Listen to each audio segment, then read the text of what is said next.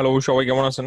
আমি আজকে দেখাবো আপনাদের কিভাবে একটা এক্সেল শিটে আপনি বিভিন্ন ডাটাগুলোর সর্টিং করতে পারেন, এবং সেটা হতে পারে স্মল টু লার্জ এবং লার্জ টু স্মল। সো এটা নাম্বারস এর উপর ডিপেন্ড করেই হবে। সো আমরা এখানে আমি মাল্টিপল স্যাম্পল ডাটা নিয়ে নিছি, একটা টেবিল শিট বানায় নিছি।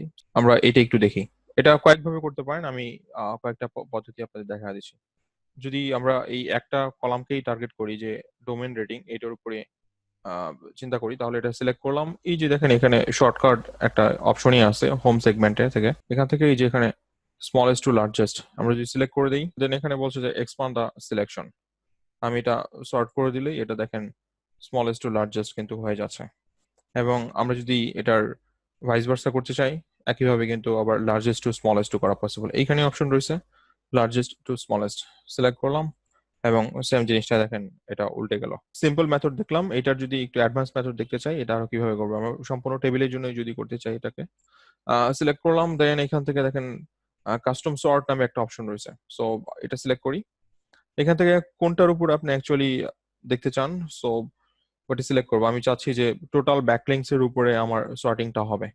সো আমি এখান থেকে সিলেক্ট করলাম এবং এটা ডেফিনেটলি কোনটা দিয়ে দেখতে চান, স্মলেস্ট টু লার্জেস্ট অথবা লার্জেস্ট টু স্মলেস্ট, আমি এটাই সিলেক্ট করলাম যে সবচেয়ে বেশি ডাটা, যে বেশি ব্যাকলিং যাদের, ওই সমস্ত ডাটাগুলো আমি দেখতে চাই। এখানে কিন্তু আরো অপশন আছে।